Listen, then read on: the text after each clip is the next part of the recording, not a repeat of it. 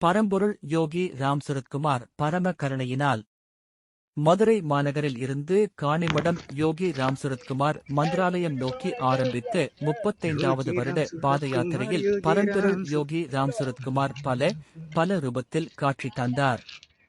அந்த வகையில் எல்லா வருடமும் பகவான் யோகிராம் சுரத்குமார் விக்கிரகம் மட்டும்தான் எடுத்து வரப்பட்டது. இந்த வருடம் அகத்தியர் விக்கிரகமும் எடுத்து வரப்பட்டது. அதில் இருந்து பல அதிசயங்கள் நடந்தது. வரும் வழிகளில் வெயில் தாக்கம் அதிகமாக இருந்தது. அதனை பகவான் யோகிராம் சுரத்குமார் வெயிலை முழுவதும் நிறுத்தி மழை வர வைத்தார். பாத யாத்திரை ஆரம்பித்த நேரம் வானிலை அறிக்கை 4 நாட்கள் வெயிலின் தாக்கம் அதிகமாக இருக்கும் என்று குறிப்பிடப்பட்டது. அதன்பின் மழை இல்லை, மேகம் மட்டும் சூழ்ந்து இருந்தது.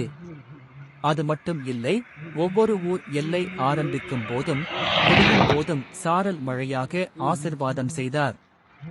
நாங்குநேரி பகுதியில் நாகராஜா வந்து 5 கிலோமீட்டர் வந்திருக்கு என்று நம்ம கூடயே வந்துகிட்டே இருக்குது.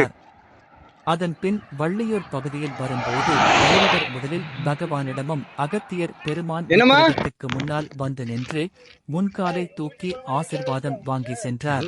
அதன் பின் குமாரபுரம் ஆஞ்சநேயர் கோவில் தாண்டி வரும்போது 2 பைரவர் பகவான் யோகிராம் மற்றும் அகத்தியர் திருவிக்கிரகத்திற்கு இரு பக்கமாக பைரவர்கள் 7 கிலோமீட்டர் தூரம் வரை பயணித்து ஆசீர்வாதம் வழங்கினார்கள்.